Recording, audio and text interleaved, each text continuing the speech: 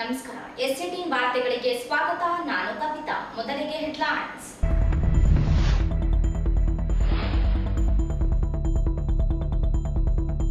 ಮಹಮ್ಮದ್ ಪೈಗಂಬರ್ ಜನ್ಮದಿನ ಅಂಗವಾಗಿ ಮಾನ್ವಿಯಲ್ಲಿ 28ರಂದು ಬೃಹತ್ ಧಾರ್ಮಿಕ ಸಮಾವೇಶ. ಸೈಯದ್ ಖಾಲಿದ್ ಖಾದ್ರಿ.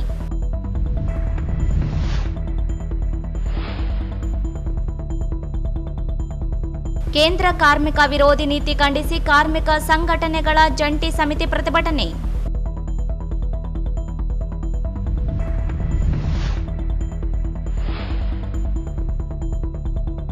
ಹೊರಗುತ್ತಿಗೆ ನೌಕರರ ವಿವಿಧೋದ್ದೇಶ ಸಹಕಾರ ಸಂಘ ಸ್ಥಾಪಿಸಲು ಒತ್ತಾಯಿಸಿ ಮನವಿ.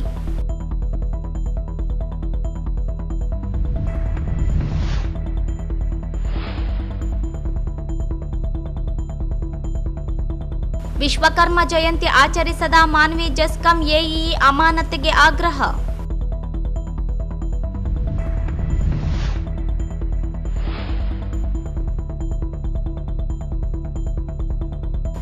ರಘುನಾಥನಹಳ್ಳಿ ಹಾವು ಕಚ್ಚಿ ಬಾಲಕ ಸಾವು. ವಾರ್ತೆಗಳ ವಿವರ. ಪ್ರವಾದಿ ಮಹಮ್ಮದ್ ಪೈಗಂಬರರ ನೀಡಿರುವ ಸಮಾನತೆ ಸಂದೇಶವನ್ನು ಜನರಿಗೆ ತಲುಪಿಸಲು ಸೆಪ್ಟೆಂಬರ್ 28ರಂದು ಮಾನ್ವಿ ಪಟ್ಟಣ ಖಾದ್ರಿ ಇಂಪೀರಿಯಲ್ ಮೈದಾನದಲ್ಲಿ ಬೃಹತ್ ಧಾರ್ಮಿಕ ಸಮಾವೇಶ ಆಯೋಜಿಸಲಾಗಿದೆ ಎಂದು ಕಾರ್ಯಕ್ರಮ ಸಂಯೋಜಕ ಸೈಯದ್ ಖಾಲಿದ್ ಖಾದ್ರಿ ಅವರು ಹೇಳಿದರು. ಅವರಿಂದು ಮಾಧ್ಯಮಗೋಷ್ಠಿ ಉದ್ದೇಶಿಸಿ ಮಾತನಾಡಿ, ಪ್ರವಾದಿ ಮಹಮ್ಮದ್ ಪೈಗಂಬರ್ ಜನ್ಮದಿನಾಚರಣೆ ಮಾಸದಂಗವಾಗಿ ಕಾರ್ಯಕ್ರಮ ಆಯೋಜಿಸಲಾಗಿದ್ದು, ಎಲ್ಲ ಜಮಾತೆ ಒಂದೇ ವೇದಿಕೆಯಡಿ ಸೇರಿ ಕಾರ್ಯಕ್ರಮ ಆಯೋಜಿಸಲಾಗಿದ್ದು, ಹೈದರಾಬಾದ್ ಕರ್ನಾಟಕದ ಎಲ್ಲ ಜಿಲ್ಲೆಗಳಿಂದ 20,000ಕ್ಕೂ ಅಧಿಕ ಜನರು ಭಾಗವಹಿಸುವ ನಿರೀಕ್ಷೆ ಇದೆ. ಕಾರ್ಯಕ್ರಮದಲ್ಲಿ ಉತ್ತರ ಪ್ರದೇಶದ ಜೋಬಿನ್ ಉರ್ದು ಯೂನಿವರ್ಸಿಟಿ ಉಪಾಧ್ಯಕ್ಷ ಸಲ್ಮಾನ ಬಿಜುಯಾ ಸಾಬ್, ಹೈದರಾಬಾದ್ನ ಜಾಮಿಯಾ ನಿಜಾಮಿಯಾ ಯೂನಿವರ್ಸಿಟಿಯ ನೂತನ ಕುಲಪತಿ ಹಬೀದುಲ್ಲಾ ಅಜ್ಮಿ ಸಾಬ್ ಇವರಿಗೆ ಸನ್ಮಾನ ಕಾರ್ಯಕ್ರಮ ನಡೆಯಲಿದೆ. ಕೌತಾಳಂ ಕಲಬುರಗಿಯ ಸಜ್ಜಾದೆ ಸೇರಿದಂತೆ ಅನೇಕ ಧಾರ್ಮಿಕ ಗುರುಗಳು, ಅಹಮ್ಮದ್ ಜಬ್ಬರ ಸಾಬ್, ಮುಫ್ತಿ ಕಲಾಲ್ ಸಾಬ್ ಸೇರಿದಂತೆ ಅನೇಕ ರಾಜಕೀಯ ಧಾರ್ಮಿಕ ಗುರುಗಳು ಭಾಗವಹಿಸಲಿದ್ದಾರೆ. 28ರಂದು ಸಂಜೆ 4 ಗಂಟೆಗೆ ನಡೆಯಲಿರುವ ಧಾರ್ಮಿಕ ಸಮಾವೇಶದಲ್ಲಿ ಹೆಚ್ಚಿನ ಸಂಖ್ಯೆಯಲ್ಲಿ ಜನರು ಭಾಗವಹಿಸುವಂತೆ ಮನವಿ ಮಾಡಿದರು. ನಾವು ಇಡೀ ಮಾನ್ವಿ ತಾಲೂಕಿನ ಮತ್ತು ಎಲ್ಲ ಜಿಲ್ಲೆಯ ಧಾರ್ಮಿಕ ಗುರುಗಳು, ನಮ್ಮ ಧರ್ಮದ ಎಲ್ಲ ಗುರುಗಳು, ರಾಜಕೀಯ ನಾಯಕರು, ಎಲ್ಲ ಜಮಾತಿನ ಸುನ್ನಿ ಮತ್ತು ಅಹ್ಲೆ ಸುನ್ನತುಲ್ ಜಮಾತ್ ಮತ್ತು ದೇವಬಂದಿ ಜಮಾತ್, ಜಮಾತ್ ಇಸ್ಲಾಮಿ ಹಿಂದ್, ಅಹ್ಲೆ ಹದೀಸ್ ಎಲ್ಲ ಜಮಾತಿ ಉಲ್ಮಾಗಳು ಸೇರಿ ಒಂದು ಮಾನ್ವಿಯಲ್ಲಿ ದೊಡ್ಡ ಸಮಾರಂಭ ಕಾರ್ಯಕ್ರಮ ಮಾಡ್ತಾಯಿದ್ದೀವಿ. ಅದರಲ್ಲಿ ಆ ಕಾರ್ಯಕ್ರಮದ ಉದ್ದೇಶ ಎಲ್ಲರಿಗೆ ಪ್ರವಾದಿ ಮೊಹಮ್ಮದ್ ಸಲ್ಲಲ್ಲಾಹು ಅಲೈಹಿ ವಸಲ್ಲಂ ಅವರ ಸಮಾನತೆಯ ಒಂದು ಸಂದೇಶವನ್ನು ಇಡೀ ಮಾನವ ಕುಲಕ್ಕಾಗಿ. ಹಾಗಾಗಿ ಆ ಕಾರ್ಯಕ್ರಮ ನಾವು ಮಾನ್ವಿಯಲ್ಲಿ ಇಡೀ ಝೋನಲ್ ಕಾರ್ಯಕ್ರಮ ಅಂದರೆ ಹೈದರಾಬಾದ್ ಕರ್ನಾಟಕ ಭಾಗದ ಎಲ್ಲ ಧಾರ್ಮಿಕ ಗುರುಗಳು, ಉಲಿಮಾಗಳು, ಅದರಲ್ಲಿ ಶಿಷ್ಯರು ಭಾಗವಹಿಸಲಿದ್ದಾರೆ. ಸುಮಾರು 15ರಿಂದ 20,000 ಜನ ಸೇರಿ ಈ ಕಾರ್ಯಕ್ರಮ ಪ್ರವಾದಿ ಮೊಹಮ್ಮದ್ ಸಲ್ಲಲ್ಲಾಹು ಅಲೈಹಿ ವಸಲ್ಲಂ ಅವರ ಹೆಸರಿನಲ್ಲಿ ನಬಿಯೇ ರೆಹಮತ್ ಕಾ ಪೈಗಾಮ್ ಇನ್ಸಾನಿಯತ್ ಕೆ ನಾಮ್ ಅಂತೇಳಿ ಒಂದು ಕಾರ್ಯಕ್ರಮ ಎಲ್ಲ ಜಮಾತಿನ ಮುಖಂಡರು, ಗುರುಗಳು ಸೇರಿ ಮಾಡ್ತಾಯಿದ್ದೀವಿ. ಹಾಗಾಗಿ ಈ ಕಾರ್ಯಕ್ರಮ ನಾವು ಜಿಲ್ಲೆಯ ಪ್ರಮುಖ ನಗರ ನಮ್ಮ ರಾಯಚೂರು ಜಿಲ್ಲೆ, ರಾಯಚೂರಿನಿಂದಲೇ ನಾವು ಈ ಮೆಸೇಜ್ ಕೊಡುವ ಮುಖಾಂತರ ಇವತ್ತು ನಾವು ಪತ್ರಿಕಾಗೋಷ್ಠಿಯನ್ನು ರಾಯಚೂರಲ್ಲಿ ಕರೆದಿದ್ದೇವೆ. Date sir? ಡೇಟ್ 28 ಸಾಯಂಕಾಲ 4 ಗಂಟೆಯಿಂದ ಈ ಕಾರ್ಯಕ್ರಮ ಪ್ರಾರಂಭ ಆಗ್ತದೆ. ಮಾನ್ವಿಯಲ್ಲಿ ಖಾದ್ರಿ ಇಂಪೀರಿಯಲ್ ಗಾರ್ಡನ್ ಮುಂಭಾಗದಲ್ಲಿ ಮತ್ತು ಖಾದ್ರಿ ಇಂಪೀರಿಯಲ್ ಗಾರ್ಡನ್ ಹತ್ತಿರ.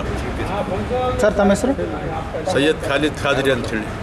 ಈ ಕಾರ್ಯಕ್ರಮದಲ್ಲಿ ನಮ್ಮ UPಯಿಂದ ದೇವಬಂದಿನ ಸಲ್ಮಾನ್ ಬಿಜ್ನೋರಿ ಸಾಹೇಬರು, ದೇವಬಂದ ಯೂನಿವರ್ಸಿಟಿಯ ಉಪಾಧ್ಯಕ್ಷರು, ಅವರು ಬರ್ತಾ ಇದ್ದಾರೆ. ಕಾಂಗ್ರೆಸ್ ಮುಖಂಡ ಮಹಮ್ಮದ್ ಶಾಲಂ ಮಾತನಾಡಿ, 28ರಂದು ಮಾನ್ವಿ ಪಟ್ಟಣದಲ್ಲಿ ನಡೆಯಲಿರುವ ಪ್ರವಾದಿ ಮಹಮ್ಮದ್ ಪೈಗಂಬರ್ ಇವರ ಜನ್ಮದಿನ ಆಚರಣೆ ಅಂಗವಾಗಿ ಧಾರ್ಮಿಕ ಸಮಾವೇಶ ನಡೆಯಲಿದ್ದು, ಅನೇಕ ಧರ್ಮಗುರುಗಳು ಆಗಮಿಸಿ ಸಂದೇಶ ನೀಡಲಿದ್ದಾರೆ.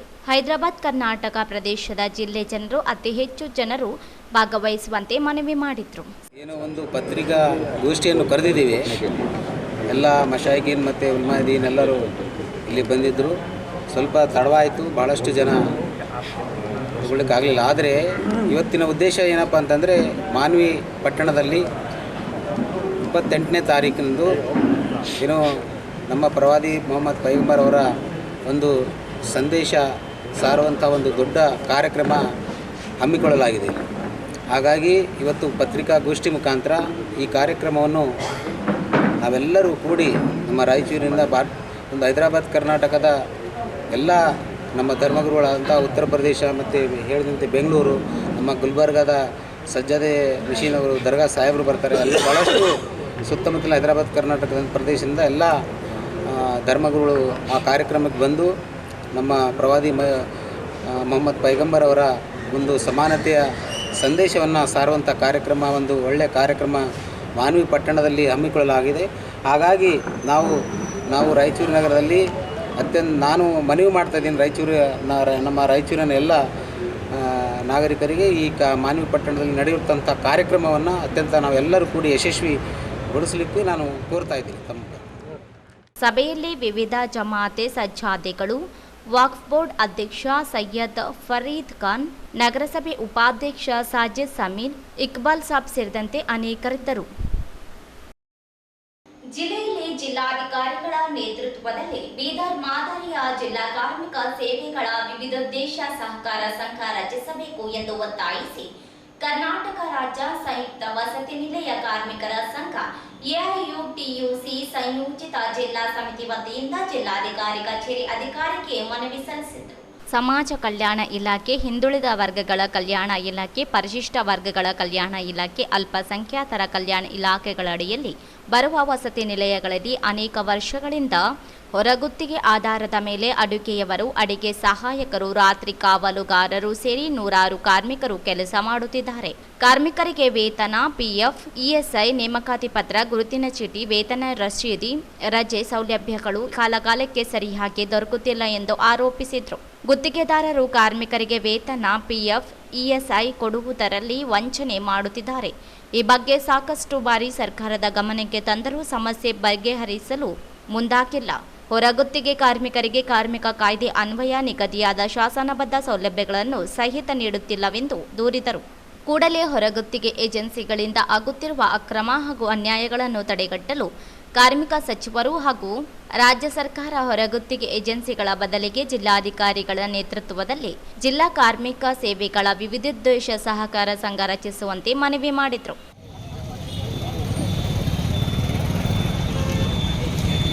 ಅಧಿಕಾರಿಗಳು ರಾಯಚೂರಿವರಿಗೆ ವಿಷಯ, ರಾಯಚೂರು ಜಿಲ್ಲೆಯಲ್ಲಿ ತಮ್ಮ ನೇತೃತ್ವದಲ್ಲಿ ಬೀದರ್ ಮಾದರಿಯ ಜಿಲ್ಲಾ ಕಾರ್ಮಿಕ ಸೇವೆಗಳ ವಿವಿಧೋದ್ದೇಶ ಸಹಕಾರ ಸಂಘ ರಚಿಸಲು ಕೋರಿ ಮನವಿ.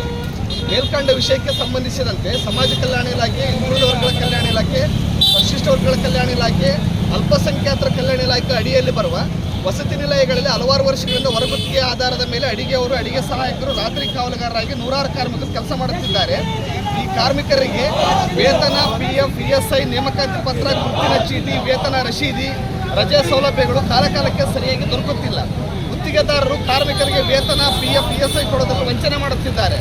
ಇದರ ಬಗ್ಗೆ ಸಾಕಷ್ಟು ಸಲ ಸರ್ಕಾರದ ಗಮನಕ್ಕೆ ತಂದಾಗಲೂ ಸಮಸ್ಯೆ ಬಗೆಹರಿದಿಲ್ಲ. ಅಲ್ಲದೆ ಹೊರಗುತ್ತಿಗೆ ಕಾರ್ಮಿಕರಿಗೆ ಹೊರಗುತ್ತಿಗೆ ಕಾರ್ಮಿಕರಿಗೆ ನ್ಯಾಯ ಒದಗಿಸಲು ಜಿಲ್ಲಾಧಿಕಾರಿಗಳ ಅಧ್ಯಕ್ಷತೆಯಲ್ಲಿ ಜಿಲ್ಲಾ ಕಾರ್ಮಿಕ ಸೇವೆಗಳ ವಿವಿಧೋದ್ದೇಶ ಸಹಕಾರ ಸಂಘ ರಚಿಸಬೇಕೆಂದು ಒತ್ತಾಯಿಸಿದರು. ಈ ಸಂದರ್ಭದಲ್ಲಿ ಜಿಲ್ಲಾಧ್ಯಕ್ಷ ಮಹೇಶ್ ಚಿಕಲಪರ್ವಿ, ಉಪಾಧ್ಯಕ್ಷ ಅಣ್ಣಪ್ಪ ಶಿರಶ್ಯಾಡ್, ಕಾರ್ಯದರ್ಶಿ ಗಾಯತ್ರಿ, ಉಚ್ಚಣ್ಣ ಮಾನವಿ, ಮಹಾಂತೇಶ, ಮಹೇಶ್ವರಿ, ಅಂಬಿಕಾ, ಶಾಂತ, ಬಸವರಾಜ ಸೇರಿದಂತೆ ಅನೇಕರಿದ್ದರು.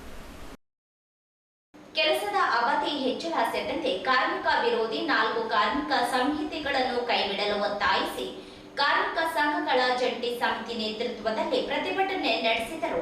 ನಗರದ ಜಿಲ್ಲಾಧಿಕಾರಿ ಕಚೇರಿ ಎದುರು ಪ್ರತಿಭಟನೆ ನಡೆಸಿ ಸರ್ಕಾರದ ವಿರುದ್ಧ ಆಕ್ರೋಶ ವ್ಯಕ್ತಪಡಿಸಿದರು. ಅಧಿಕಾರದಲ್ಲಿರುವ ಬಿಜೆಪಿ ನೇತೃತ್ವದ ಎನ್ಡಿಎ ಸರ್ಕಾರ ಕಾರ್ಮಿಕ ವಿರೋಧಿಯಾಗಿರುವ 4 ಕಾರ್ಮಿಕ ಸಂಹಿತೆಗಳನ್ನು ಜಾರಿ ಮಾಡಲು ಹೊರಟಿದ್ದನ್ನು ಖಂಡಿಸಿದರು.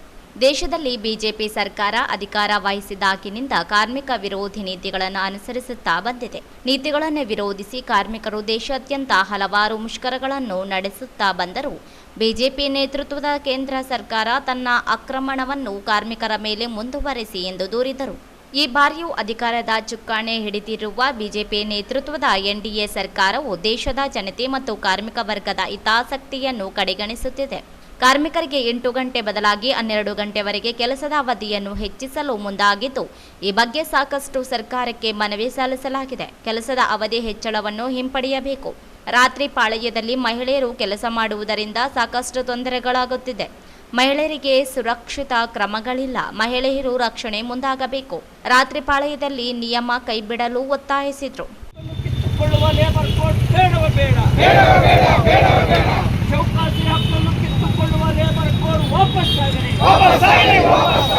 ಕನಿಷ್ಠ ಕೂಲಿಗೂ ಕಡಿಮೆ ತಳಹಂತದ ವೇತನವನ್ನು ಒದಗಿಸುವ ಲೇಬರ್ ಕೋಡ್ ಸಂಘಟಿಸುವ ಹಕ್ಕನ್ನು ಕಾರ್ಮಿಕರಿಗೆ ಕನಿಷ್ಠ ವೇತನ ನಿಗದಿಪಡಿಸಲು ನಿರಂತರವಾಗಿ ಒತ್ತಾಯಿಸಲಾಗಿದೆ. ಆದರೂ ಕಾರ್ಮಿಕರಿಗೆ ಕನಿಷ್ಠ ವೇತನ ನಿಗದಿಪಡಿಸಿಲ್ಲ. ಕಾರ್ಮಿಕರ ಕೆಲಸಕ್ಕೆ ಅನುಗುಣವಾಗಿ ಕನಿಷ್ಠ ವೇತನ ನಿಗದಿಪಡಿಸಬೇಕು. ಕಾರ್ಮಿಕರ ಕಾಯ್ದೆ ತಿದ್ದುಪಡಿ ಮಾಡುವುದನ್ನು ಕೈಬಿಡಬೇಕು ಎಂದು ಮನವಿ ಮಾಡಿದರು. ಸರ್ಕಾರ ನವದೆಹಲಿ ಮಾನ್ಯ ಜಿಲ್ಲಾಧಿಕಾರಿಗಳು ರಾಯಚೂರು ಇವರ ಮುಖಾಂತರ ಕಾರ್ಮಿಕ ವಿರೋಧಿ 4 ಕಾರ್ಮಿಕ ಸಂಹಿತೆಗಳನ್ನು ಕೈಬಿಡಲು ಒತ್ತಾಯ.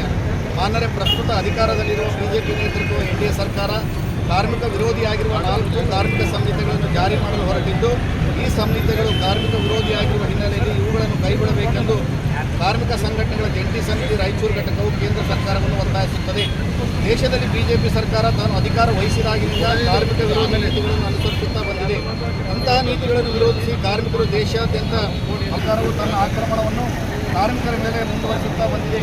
ಈ ಬಾರಿಯೂ ಅಧಿಕಾರದ ಚುಕ್ಕಾಣಿ ಹಿಡಿದಿರುವ ಬಿಜೆಪಿ ನೇತೃತ್ವದ ಎನ್ಡಿಎ ಸರ್ಕಾರವು ದೇಶದ ಜನತೆ ಮತ್ತು ಕಾರ್ಮಿಕ ವರ್ಗದ ಹಿತಾಸಕ್ತಿಯನ್ನು ಕಡೆಗಣಿಸುತ್ತಿದೆ. ಇದನ್ನು ಕಾರ್ಮಿಕ ಸಂಘಟನೆಗಳ ಜಂಟಿ ಸಮಿತಿಯು ಖಂಡಿಸುತ್ತದೆ.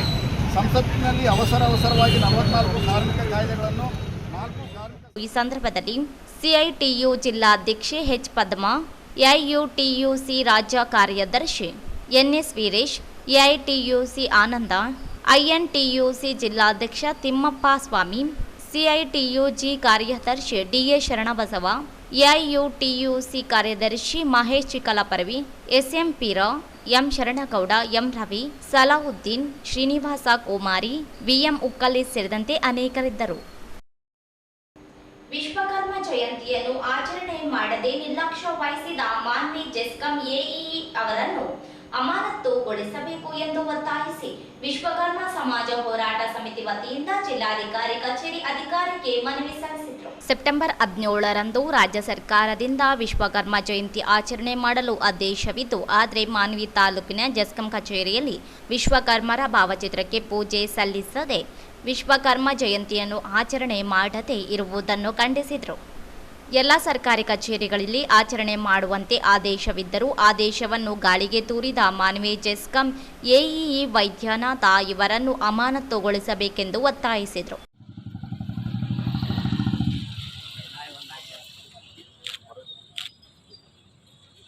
ಆಚರಣೆ ಮಾಡದೇ ಇರುವ ಮಾನವೀಯ ಕೆಇಬಿ ಇಲಾಖೆಯ ಎಡಬ್ಲ್ಯೂ ಅವರನ್ನ ಅಮಾನತುಗೊಳಿಸಬೇಕೆಂದು ಒತ್ತಾಯಿಸಿ ಇವತ್ತು ನಾವು ರಾಯಚೂರು ಜಿಲ್ಲೆಯ ವಿಶ್ವಕರ್ಮ ಸಮಾಜದವರು ಇವತ್ತು ಮನವಿಯನ್ನು ಮಾನ್ಯ ಜಿಲ್ಲಾಧಿಕಾರಿಗಳಿಗೆ ಕೊಟ್ಟಿದ್ದೇವೆ. ರಾಯಚೂರು ಜಿಲ್ಲೆಯಲ್ಲಿ ವಿಶ್ವಕರ್ಮ ಸಮಾಜದ ಪರವಾಗಿ ಈ ಮೂಲಕ ತಮ್ಮಲ್ಲಿ ಮನವಿ ಮಾಡಿಕೊಳ್ಳುವುದೇನೆಂದರೆ, ಸೆಪ್ಟೆಂಬರ್ 17 ಕರ್ನಾಟಕ ರಾಜ್ಯ ಸರ್ಕಾರದಿಂದ ವಿಶ್ವಕರ್ಮ ಜಯಂತಿ ಆಚರಣೆ ಮಾಡಲು ಆದೇಶವಿದ್ದು, ಮಾನ್ವಿ ತಾಲೂಕಿನ ಕೆಇಬಿ ಕಾರ್ಯಾಲಯದಲ್ಲಿ ವಿಶ್ವಕರ್ಮರ ಭಾವಚಿತ್ರಕ್ಕೆ ಪೂಜೆ ಸಲ್ಲಿಸದೆ ವಿಶ್ವಕರ್ಮ ಜಯಂತಿಯನ್ನು ಆಚರಣೆ ಮಾಡಿರುವುದಿಲ್ಲ. ಈ ವಿಷಯವನ್ನು ವಿಶ್ವಕರ್ಮ ಸಮಾಜದವರು ತೀವ್ರವಾಗಿ ಖಂಡಿಸುತ್ತೇವೆ. 2014-15ನೇ ಸಾಲಿನಲ್ಲಿ ರಾಜ್ಯ ಸರ್ಕಾರ ವಿಶ್ವಕರ್ಮ ಜಯಂತಿಯನ್ನು ರಾಜ್ಯದ ಎಲ್ಲ ಸರ್ಕಾರಿ ಕಚೇರಿಗಳಲ್ಲಿ ಆಚರಣೆ ಮಾಡುವಂತೆ ಆದೇಶವಿದೆ. ಆದರೆ ಈ ಆದೇಶವನ್ನು ಗಾಳಿಗೆ ತೂರಿರುವ ಈ ಸಂದರ್ಭದಲ್ಲಿ ಮಾರುತಿ ಬಡಿಗೇರ್, ಎಸ್ ರಾವೀಂದ್ರ ಕುಮಾರ್, ಪ್ರಕಾಶ್ ಕುಂಜಹಳ್ಳಿ, ಆರ್ ಶ್ರೀಕಾಂತ, ರವಿ ಟೆಪ್ಪನಗೇರ, ಮೋನೇಶ ಬಡವಾಟಿ, ಸುರೇಶ ಸಗಮಕುಂಟ, ಮೌನೇಶ ಆಚಾರಿ, ಮಹದೇವ ರಾಮಾಂಜನೇಯ, ಭೀಮೇಶ ಸೇರಿದಂತೆ ಅನೇಕರಿದ್ದರು. ಹಾವುಗಚ್ಚಿ ಬಾಲಕನೋರ್ವ ಮೃತಪಟ್ಟಿರುವ ಘಟನೆ ತಾಲೂಕಿನ ರಘುನಾಥನಹಳ್ಳಿ ಗ್ರಾಮದಲ್ಲಿ ನಡೆದಿದೆ.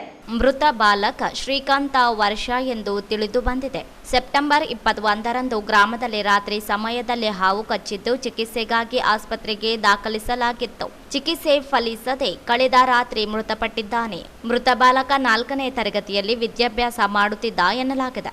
ಗ್ರಾಮದ ರಸ್ತೆ ಪಕ್ಕದಲ್ಲಿ ಬೀದಿ ದೀಪಗಳು ಇಲ್ಲದೆ ಇರುವುದರಿಂದ ಈ ಅವಘಡಕ್ಕೆ ಕಾರಣವಾಗಿದೆ. ಗ್ರಾಮ ಪಂಚಾಯತ್ ಆಡಳಿತ ಮಂಡಳಿ ನಿರ್ಲಕ್ಷ್ಯದಿಂದಾಗಿ ಘಟನೆ ನಡೆದಿದೆ. ಗ್ರಾಮ ಪಂಚಾಯಿತಿಯು ಬೀದಿ ದೀಪಗಳನ್ನು ಅಳವಡಿಸಿಲ್ಲ. ರಾತ್ರಿ ಸಮಯದಲ್ಲಿ ರಸ್ತೆಯಲ್ಲಿ ಸಂಚರಿಸಲು ಜನರಿಗೆ ತೊಂದರೆ ಉಂಟಾಗಿದೆ. ಒಬ್ಬರನ್ನು ಬಲಿ ಪಡೆದ ಗ್ರಾಮ ಪಂಚಾಯಿತಿ ಈಗಲಾದರೂ ಎಚ್ಚೆತ್ತುಕೊಂಡು ಬೀದಿ ದೀಪ ಅಳವಡಿಸಬೇಕು ಎಂದು ಆಗ್ರಹಿಸಿದ್ದಾರೆ. ಮಗನನ್ನು ಕಳೆದುಕೊಂಡ ಕುಟುಂಬಕ್ಕೆ ಪರಿಹಾರ ನೀಡಬೇಕು ಎಂದು ಗ್ರಾಮಸ್ಥರು ಒತ್ತಾಯಿಸಿದ್ದಾರೆ. ಕೊನೆಯಲ್ಲಿ ಮತ್ತೊಮ್ಮೆ ಹೆಡ್ಲೈನ್ಸ್.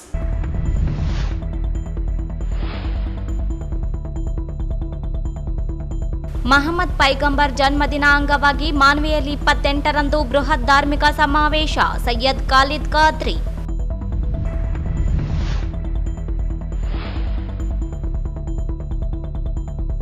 ಕೇಂದ್ರ ಕಾರ್ಮಿಕ ವಿರೋಧಿ ನೀತಿ ಖಂಡಿಸಿ ಕಾರ್ಮಿಕ ಸಂಘಟನೆಗಳ ಜಂಟಿ ಸಮಿತಿ ಪ್ರತಿಭಟನೆ.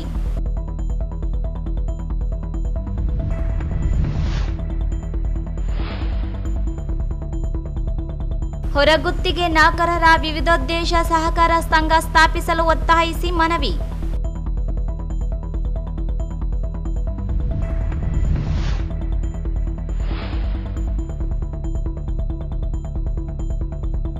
ವಿಶ್ವಕರ್ಮ ಜಯಂತಿ ಆಚರಿಸದ ಮಾನ್ವಿ ಜೆಸ್ಕಾಂ ಎಇಇ ಅಮಾನತಿಗೆ ಆಗ್ರಹ.